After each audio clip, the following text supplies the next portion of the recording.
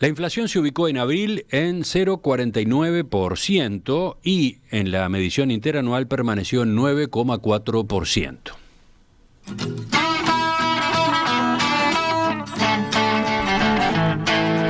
El dato del cuarto mes del año fue bastante inferior a lo que esperaban los analistas y por eso aparecen algunas preguntas. ¿Qué estuvo detrás de ese menor registro de inflación en abril? ¿Tuvo efecto la exoneración de IVA a varios productos básicos de la canasta? ¿Qué se puede esperar para los próximos meses? Vamos a conversarlo en los próximos minutos. Estamos con la economista Florencia Cardiquiri, socia en Exante. Florencia, buen día. Buen día, Emiliano, ¿cómo estás? Muy bien. Recién yo daba los números principales. El registro de abril fue bastante menor a lo esperado. ¿Cómo vieron estas cifras que publicó ayer el Instituto Nacional de Estadística? Sí, efectivamente la suba del IPC de casi 0,5% en abril fue bastante menor a lo que esperábamos en general. Tanto nuestra estimación para el mes como la mediana de la encuesta de expectativas del Banco Central apuntaban a una inflación mensual en torno a 0,8%, es decir, unas 3 décimas mayor a la efectivamente observada, y tendía a guardarse, por lo tanto, que la inflación interanual iba a situarse más cerca del 10% en esta medición abril. Finalmente, como recién adelantabas, la inflación anual permaneció entonces estable en 9,4% el mes pasado. ¿Y qué elementos estuvieron detrás de esa inflación de abril menor a la esperada?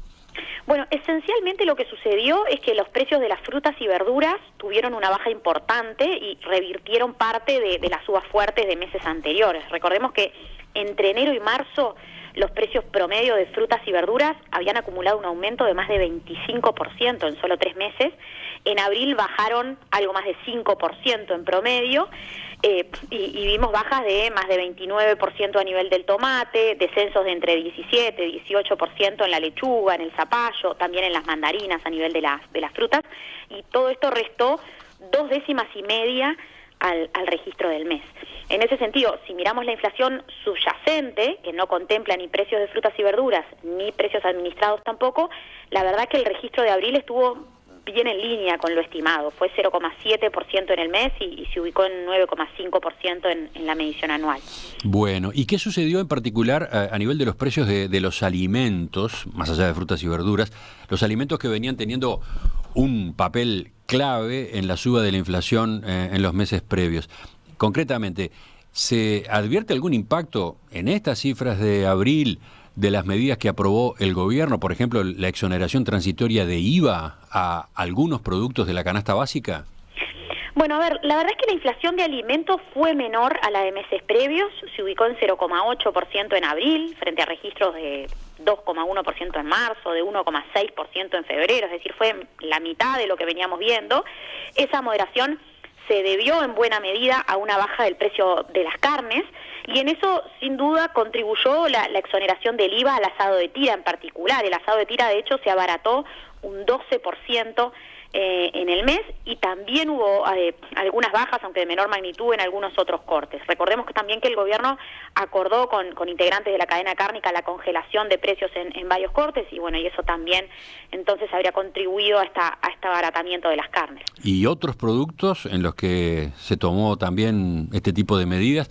Por ejemplo, me refiero a los productos panificados y fideos, donde se aprobó la exoneración de IVA por espacio de 30 días, o los acuerdos con la industria avícola para el congelamiento de precios de los huevos. ¿Qué pasó con esos rubros? En esos rubros, la verdad es que las cifras no muestran un impacto en los precios de abril. De hecho, los precios de los productos panificados y pastas subieron casi 2% en el mes, en promedio, con una suba, es una suba muy similar a la del mes previo, y además donde se vieron aumentos muy generalizados al interior de todo el rubro. Y en el precio de los huevos en particular, volvimos a ver un aumento significativo en abril, apenas menor al 5%. Con lo cual, a ver, en ese marco y pese a la mencionada moderación a nivel de las carnes, la inflación anual de alimentos se mantuvo en niveles realmente altos, permanece arriba del 13% en los 12 meses de abril. 13%, 13% alimentos. Es la inflación de alimentos, sí, bastante mayor a la inflación total. Y eso está dejando la inflación transable en general en niveles de 11% anual, incluso cuando el dólar ha tendido a bajar en estos últimos meses, ¿verdad? En definitiva, la inflación transable está siendo alta como reflejo de presiones de inflación externa realmente muy elevadas en este último año y en particular asociadas a estos incrementos extraordinarios de precios de commodities de los últimos meses. Ajá. ¿Y cómo se comportaron los precios no transables, menos impactados por el escenario global, por ese escenario de alta inflación de commodities, etcétera? Bueno, la verdad es que los precios no transables en promedio aumentaron 0,7% en abril. Allí estamos recogiendo por segundo mes consecutivo incrementos importantes en las comidas fuera del hogar, sobre todo, y en eso seguramente también en alguna medida está incidiendo entonces el encarecimiento de los alimentos. Con este registro en abril, la inflación no transable tuvo cierto aumento en la medición interanual, se situó en 8,1%, pero eso no supuso, podríamos decir, una sorpresa en general. De hecho, aguardábamos que la inflación no transable iba a tener un aumento en la medición anual de abril, porque en abril del año pasado había sido particularmente baja. Entonces, Florencia, a partir de estos números que hemos venido comentando hasta este momento, ¿qué proyecciones de inflación tienen en ex ante para los próximos meses? Bueno, a ver, más allá del impacto que puedan tener medidas de rebaja del IVA adicionales sobre algunos precios, tendemos a pensar que la inflación va a permanecer alta en los próximos meses, arriba del 9% muy probablemente, y que recién sobre la última parte del año vamos a ver cierta moderación hacia niveles entre el 8 y el 8,5%, que todavía en cualquier caso son registros bastante superiores al rango objetivo.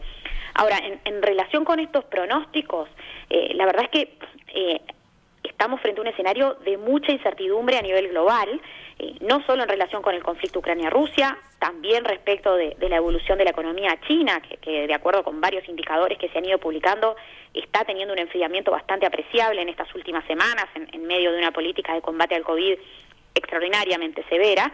En ese escenario veremos qué sucede a nivel de precios de los commodities, ¿verdad? Hay riesgos de ajustes bajistas significativos, pero incluso si los precios de los commodities y los precios externos en general permanecen firmes en los niveles actuales, nadie está aguardando que mantengan un ritmo de aumento tan intenso como el que vimos en el último año, ¿no? Y en particular como el que hemos estado viendo en los primeros meses de 2022. Entonces, las presiones inflacionarias desde ese lado deberían tender a moderarse en el transcurso de este año.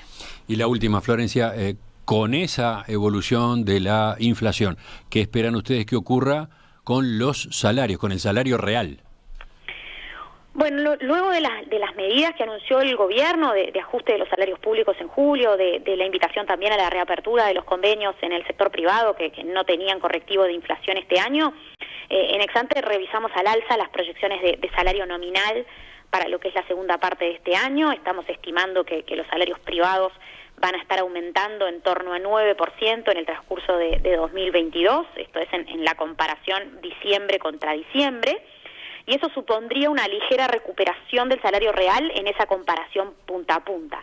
Ahora, en el promedio anual, de todas maneras, el salario real privado va a tener un nuevo año de caída, muy probablemente, aunque bastante más moderada de lo que veníamos estimando previo a estos últimos anuncios del gobierno. Concretamente, según nuestras últimas estimaciones, el salario real privado caería algo menos de 0,5% promedio anual este año. La inflación fue menor a lo esperado en el mes de abril, en términos anuales quedó en 9,4%, explicaciones, proyecciones para el resto del año. De eso conversábamos con la economista Florencia Carriquiri de ex ante. Florencia, gracias, nos reencontramos con ustedes en estos días, quizás mañana mismo, ¿no? Quizás mañana mismo, exactamente, con las encuestas de expectativas. Perfecto. La última edición. Queda anotado. Chau. Bueno, muchas gracias. Chau, chau. Chau, chau.